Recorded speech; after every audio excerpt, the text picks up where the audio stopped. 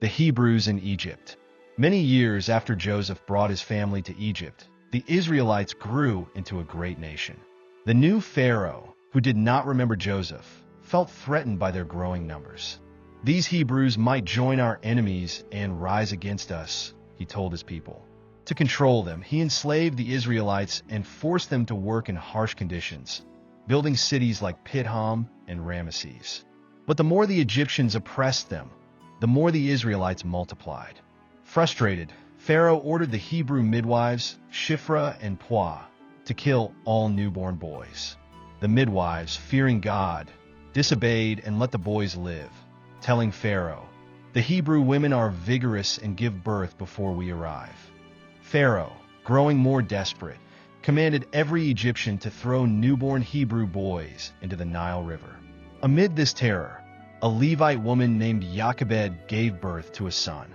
She saw he was beautiful and special and decided to hide him.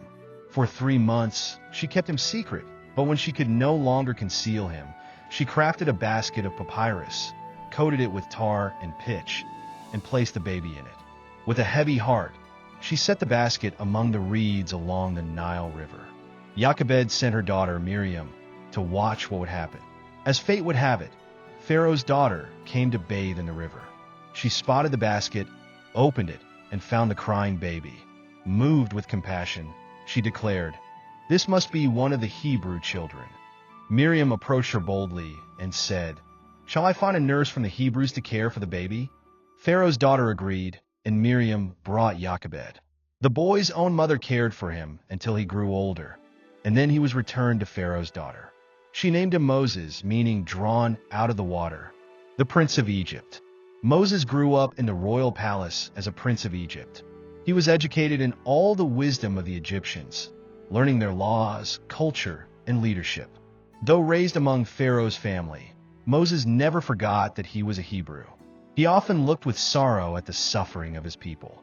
One day, while walking among the Hebrews, Moses saw an Egyptian taskmaster beating a Hebrew slave. His heart burned with anger. Looking around and seeing no one, he struck the Egyptian and killed him. He buried the body in the sand, thinking no one had seen. The next day, Moses saw 2 Hebrews fighting. He stepped in, saying, "Why are you fighting your brother?" One of them replied, "Who made you a ruler and judge over us? Are you going to kill me like you killed the Egyptian?" Moses froze in fear. The deed was known, and soon Pharaoh heard of it. Enraged, Pharaoh sought to kill Moses. Moses fled Egypt, leaving behind his royal life. He journeyed into the desert, tired and alone. After many days, he arrived in the land of Midian. There, by a well, he saw shepherds mistreating the daughters of a Midianite priest named Jethro. Moses stood up for the women, driving the shepherds away. Grateful, Jethro invited Moses to his home.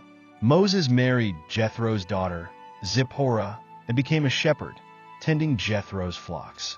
For 40 years, Moses lived a simple life in the wilderness, far from the grandeur of Egypt. The burning bush. One day, while tending sheep near Mount Horeb, Moses saw something extraordinary. A bush was on fire, but it did not burn up. Curious, Moses approached. Suddenly, a voice called out, "Moses! Moses!" He replied, "Here I am." "Do not come any closer," the voice said. "Take off your sandals, for the place where you are standing is holy ground." Trembling, Moses realized he was in the presence of God. The Lord said, "I am the God of your father, the God of Abraham, Isaac, and Jacob." Moses hid his face, afraid to look at God. God revealed his plan to Moses. "I have seen the misery of my people in Egypt. I have heard their cries, and I have come to rescue them. I am sending you to Pharaoh to bring my people out of Egypt." Moses was shocked. "Who am I to go to Pharaoh and lead the Israelites?" he asked. God reassured him, "I will be with you, and this will be the sign. When you have brought the people out of Egypt, you will worship God on this mountain." But Moses hesitated. "What if they ask your name? What should I tell them?" God replied, "I am who I am. Tell them I am has sent you." Even after this, Moses doubted. "I am not eloquent. I am slow of speech and tongue," he said. God was patient, saying, "I will help you speak." Finally, Moses agreed, and God sent his brother, Aaron, to help him. Together, they prepared to return to Egypt. Moses returns to Egypt. With God's command fresh in his heart, Moses set out for Egypt. He took his wife, Zipporah, his 2 sons, and the staff God had given him. Along the way, the Lord appeared to Moses again, reaffirming his promise to deliver Israel from Pharaoh's grip. "Perform the signs I have given you," God instructed. "Pharaoh's heart will be hardened, but my power will be revealed." As Moses and his family traveled, something strange happened. God sought to confront Moses because he had not circumcised his son, an important sign of the covenant. Zipporah, realizing the urgency, circumcised their son herself, and God relented. This act reminded Moses that obedience to God's commands was paramount. Meanwhile, in Egypt, Aaron, Moses' brother, was preparing to meet him. God had spoken to Aaron and sent him into the wilderness. The 2 brothers met near Mount Horeb, embracing after years apart. Moses explained all that God had told him and the miracles he had been commanded to perform. When they arrived in Egypt, Moses and Aaron gathered the elders of Israel. Aaron spoke to the people, while Moses performed the signs God had given him. The staff that turned into a snake, the leprous hand restored, and water turning into blood. The Israelites believed, and they bowed in worship, trusting that God had heard their cries. With renewed courage, Moses and Aaron went to Pharaoh's palace. "Thus says the Lord, the God of Israel, let my people go, so they may hold a festival to me in the wilderness." Pharaoh laughed. "Who is the Lord, that I should obey him? I do not know the Lord, and I will not let Israel go." Pharaoh's rebellion. Pharaoh's refusal set the stage for God's mighty power to be revealed. Instead of relenting, Pharaoh made life harder for the Israelites. He commanded his overseers to stop providing straw for brick-making, forcing the Hebrews to gather it themselves while still meeting their quotas. The people cried out in despair, blaming Moses for their increased suffering. Moses returned to the Lord, distressed. "Why, Lord, have you brought trouble on this people? Why did you send me?" God reassured Moses, saying, "Now you will see what I will do to Pharaoh. Because of my mighty hand, he will let my people go." God spoke again, reminding Moses of his covenant with Abraham, Isaac, and Jacob. He promised, "I will bring you out from under the yoke of the Egyptians. I will redeem you with an outstretched arm and with mighty acts of judgment." Moses relayed God's words to the Israelites, but their spirits were broken by their harsh labor. Despite the people's despair, God instructed Moses and Aaron to go back to Pharaoh. "Perform the signs I have given you," God commanded. As they stood before Pharaoh, Aaron threw down Moses' staff, and it became a snake. Pharaoh's magicians, using their dark arts, did the same. But Aaron's staff swallowed up their snakes, a foreshadowing of God's superior power. Pharaoh's heart remained hard, just as God had said. The stage was now set for a dramatic display of God's might through the plagues. The first plague, water turns to blood. At God's command, Moses and Aaron met Pharaoh early one morning by the Nile River. "The Lord, the God of the Hebrews, has sent me to say, let my people go. Since you refuse, this is what the Lord says. By this you will know that I am the Lord." Moses instructed Aaron to stretch out his staff over the waters of Egypt. As Aaron obeyed, the Nile River turned to blood. Fish died, and the water became foul, undrinkable for the Egyptians. The people scrambled to dig wells near the river, desperate for fresh water. Even Pharaoh's magicians performed a similar trick, but they could not reverse the plague. Despite the suffering of his people, Pharaoh's heart grew harder. He returned to his palace, ignoring the devastation. For 7 days, the blood remained, a warning of more to come. The second plague, frogs. God sent Moses and Aaron back to Pharaoh with another message. "Let my people go, or I will plague your land with frogs."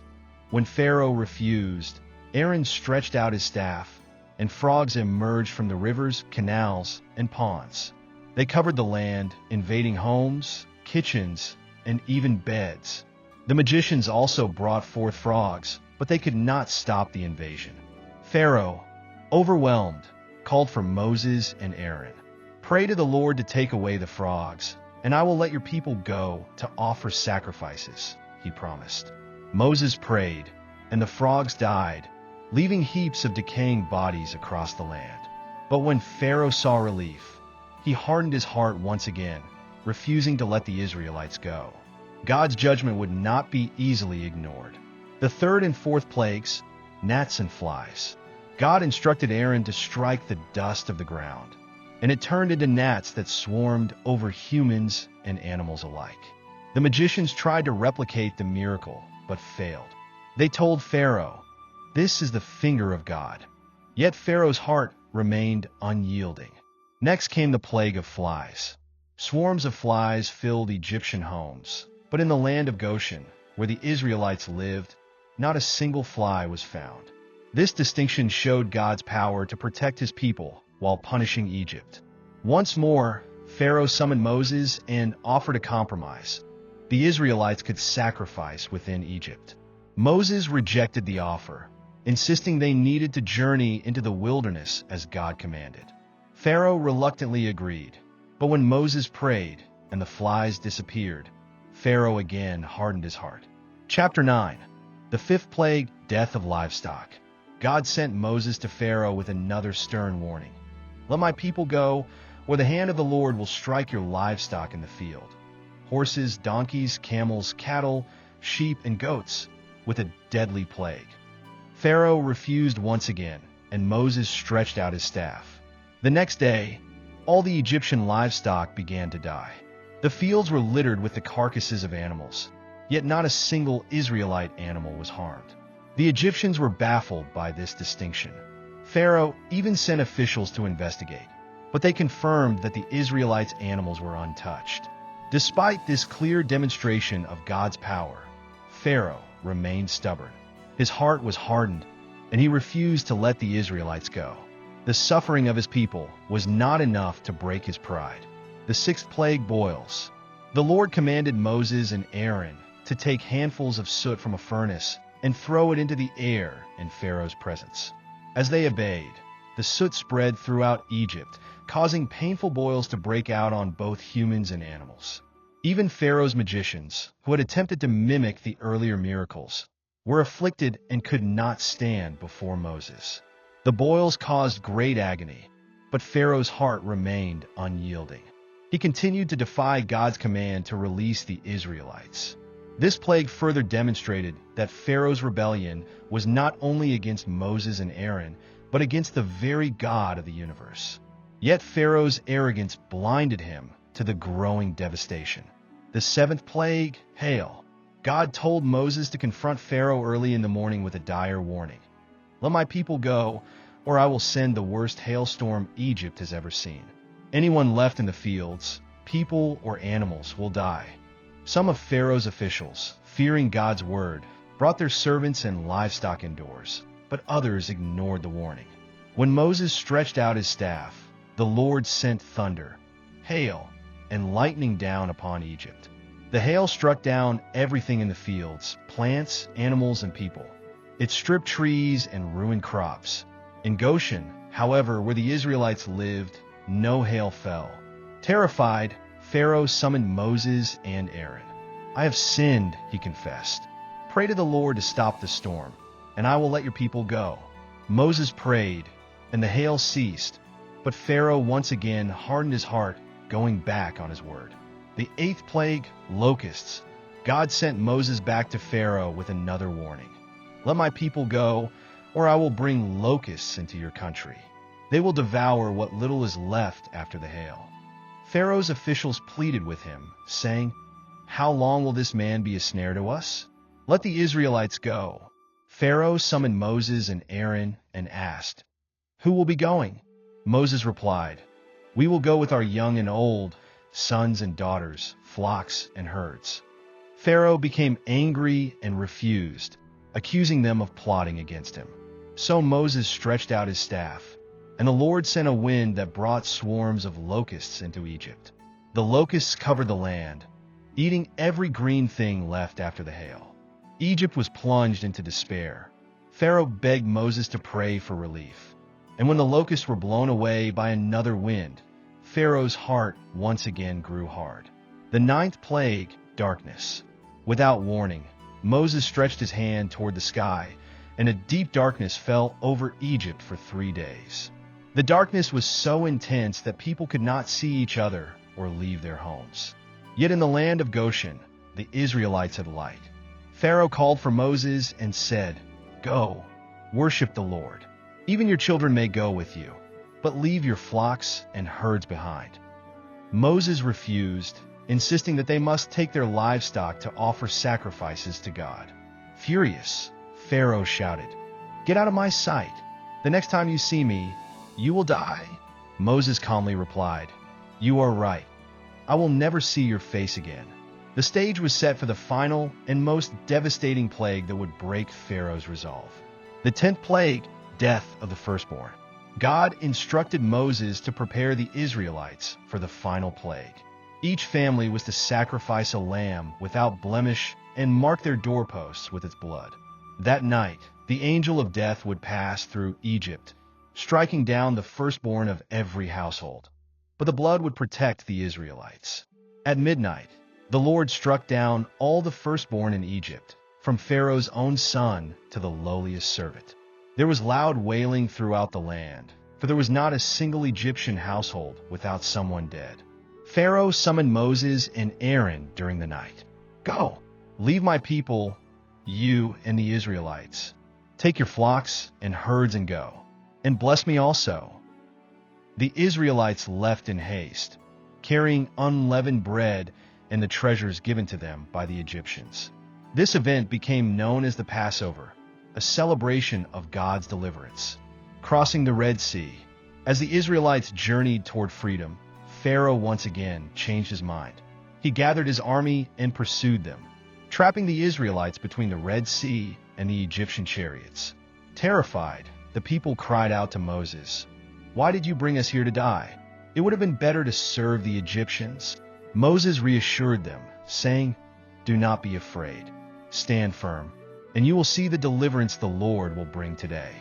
He stretched out his staff, and God sent a strong east wind that divided the waters of the Red Sea, creating a dry path.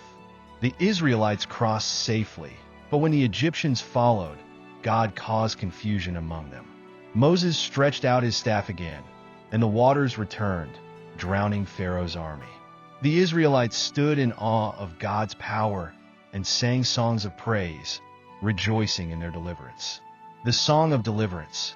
As the Israelites stood on the other side of the Red Sea, they lifted their voices in worship to God. Moses led the people in a song of deliverance, praising the Lord for his mighty hand. "The Lord is my strength and my defense. He has become my salvation," they sang. Miriam, Moses' sister, led the women with tambourines, dancing and singing. "Sing to the Lord, for he is highly exalted. Both horse and driver he has hurled into the sea." The celebration was filled with joy and hope, but the journey ahead was daunting. The Israelites, numbering over 1 million, were entering the wilderness.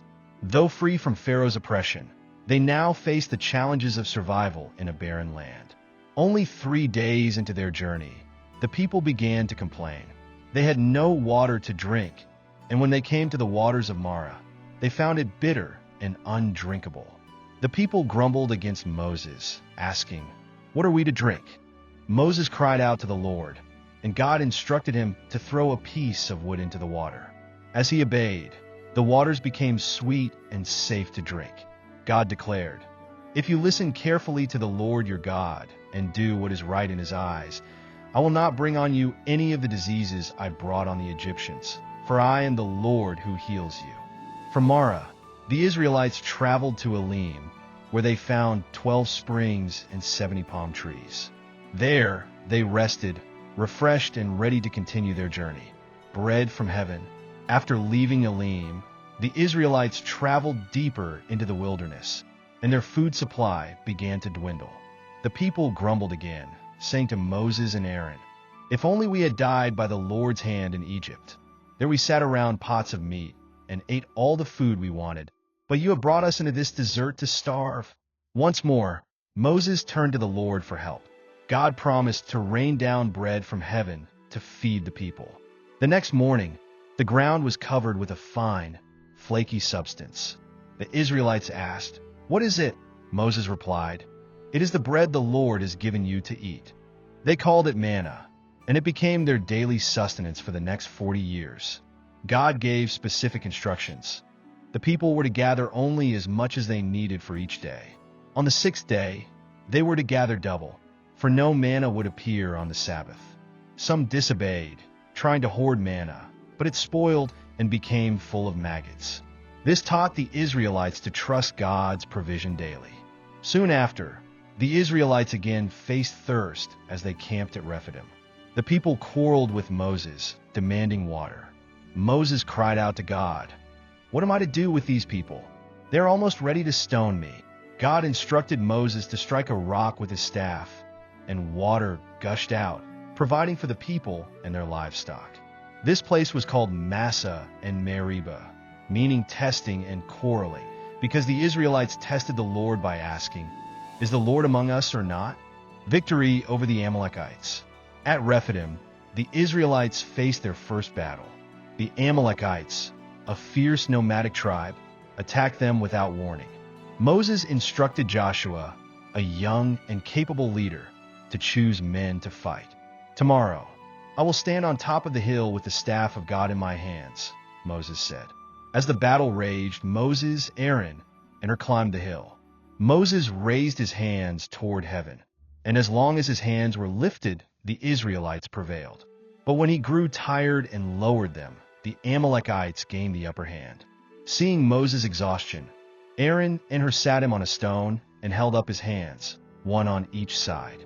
Together, they ensured Moses' hands remained steady until sunset. With God's help, Joshua and his men defeated the Amalekites. After the victory, God instructed Moses to write down what had happened as a reminder. Moses built an altar and called it "The Lord is my banner," declaring, "The Lord will be at war against the Amalekites from generation to generation." Mount Sinai and the Covenant.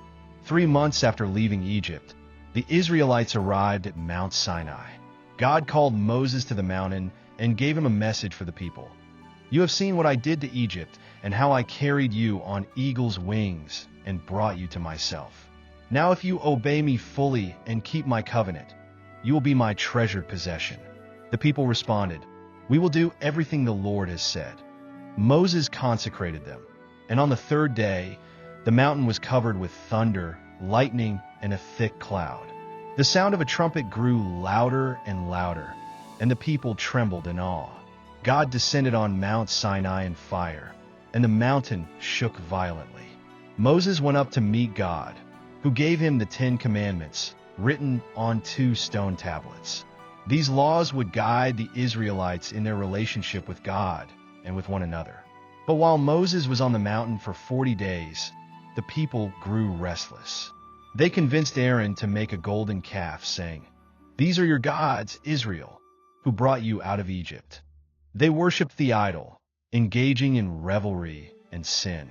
When Moses descended and saw the golden calf, he was furious. He smashed the tablets of the law and burned the idol, grinding it to powder and forcing the people to drink it. He rebuked Aaron and the Israelites, calling them to repentance. Later, he returned to the mountain to intercede for them, pleading for God's mercy. The tabernacle. God forgave the Israelites and renewed his covenant with them.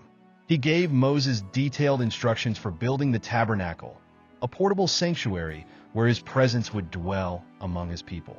The tabernacle was to include the Ark of the Covenant, the table for the bread of the presence, the golden lampstand, and an altar for sacrifices.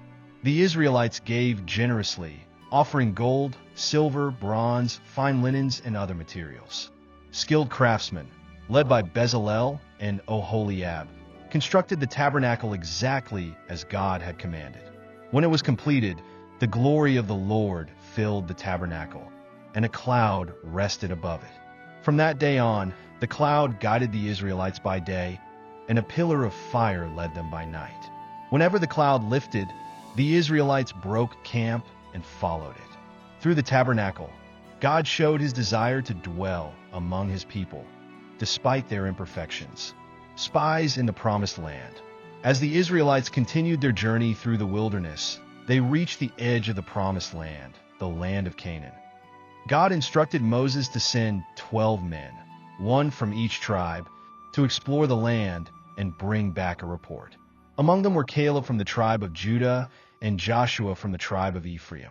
For 40 days, the spies traveled through Canaan, observing its people, cities, and land. They discovered it was a fertile land, flowing with milk and honey, and brought back a cluster of grapes so large that it had to be carried on a pole by 2 men. However, the spies also reported seeing fortified cities and giants, descendants of Anak. When the spies returned, 10 of them gave a discouraging report. "We cannot attack these people. They are stronger than we are." Fear spread through the camp, and the Israelites wept, saying, "Why did the Lord bring us here? We should have died in Egypt or the wilderness." Only Caleb and Joshua stood firm, urging the people to trust in God. "The Lord is with us," they said. "Do not be afraid." But the Israelites refused to listen and even threatened to stone Moses, Aaron, Caleb, and Joshua. God was angered by their lack of faith and declared that none of the adults who had doubted him would enter the Promised Land, except Caleb and Joshua. The Israelites were sentenced to wander in the wilderness for 40 years, 1 year for each day the spies had explored the land. Rebellion of Korah. During the wilderness journey, a man named Korah, along with Dathan, Abiram, and 250 other leaders, challenged Moses' authority. They said, "You have gone too far, Moses. All of God's people are holy.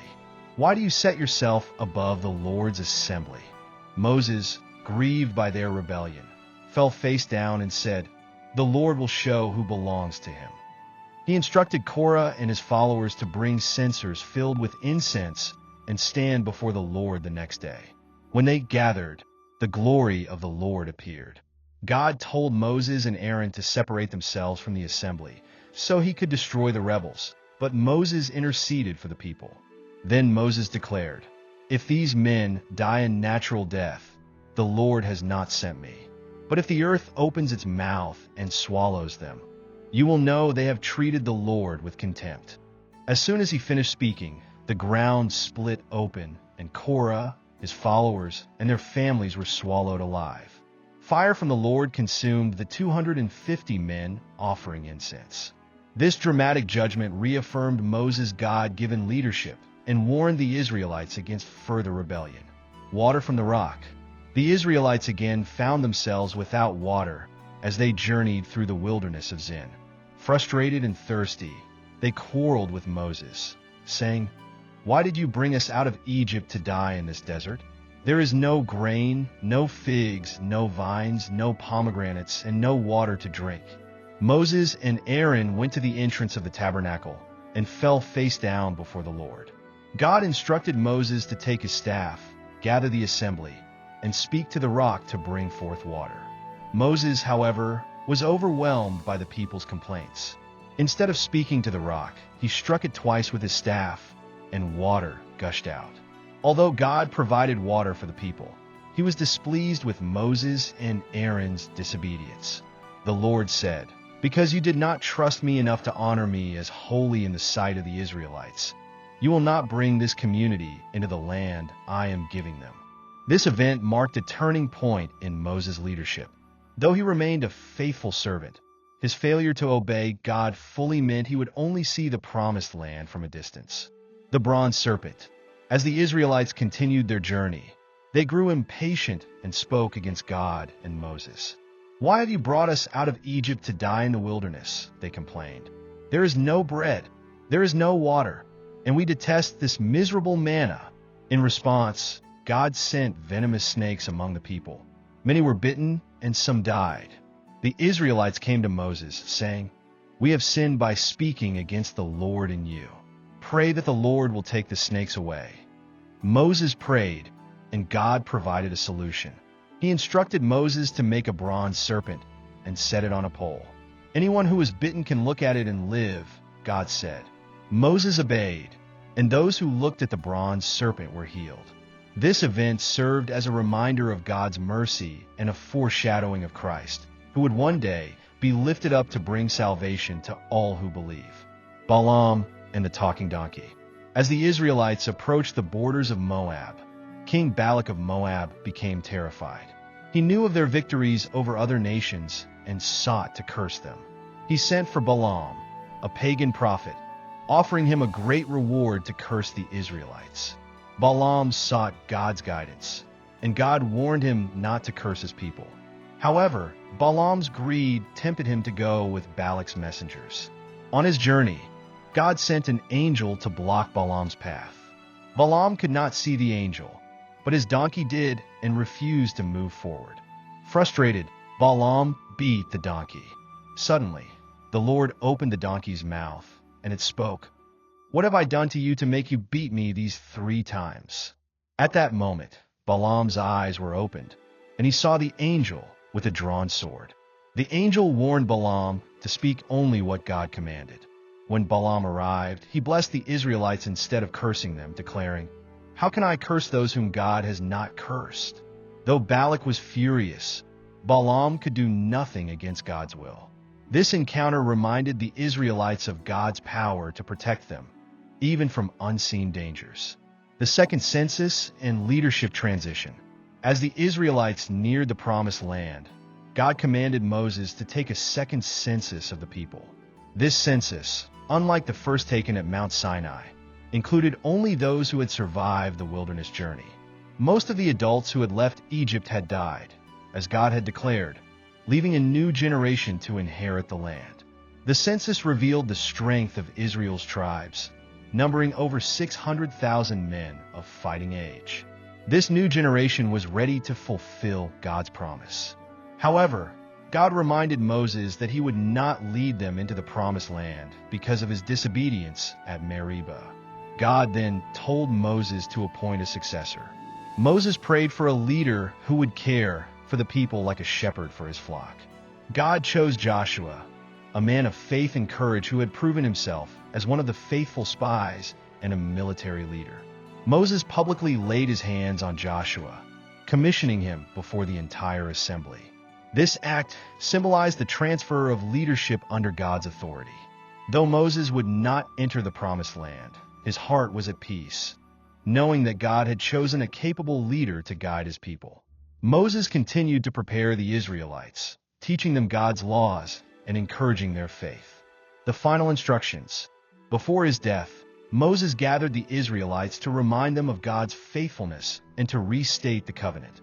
In a series of speeches recorded in Deuteronomy, Moses recounted their history, from the miracles in Egypt to their victories over enemy nations. He warned them of the consequences of disobedience and urged them to follow God's commandments. Moses emphasized the greatest commandment. "Hear, O Israel, the Lord our God, the Lord is one.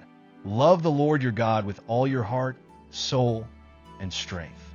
He urged them to teach these words to their children, binding them on their hearts and minds. God also gave Moses instructions for blessings and curses. If the people obeyed God, they would enjoy prosperity, protection, and peace in the Promised Land. But if they turned away to worship other gods, they would face disaster, exile, and suffering. Moses wrote down the laws and gave them to the Levites to place beside the Ark of the Covenant as a witness.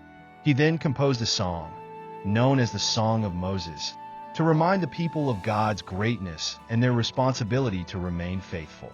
After delivering these instructions, Moses blessed each tribe individually, praying for their prosperity and protection. These blessings reflected his deep love for the people he had led for so many years. Moses seized the Promised Land. The time had come for Moses to complete his journey. God instructed him to climb Mount Nebo, from where he would see the Promised Land, but not enter it. Moses obeyed, ascending the mountain alone, knowing this was the final chapter of his life. From the summit of Mount Nebo, God showed Moses the vast expanse of the land he had promised to Abraham, Isaac, and Jacob.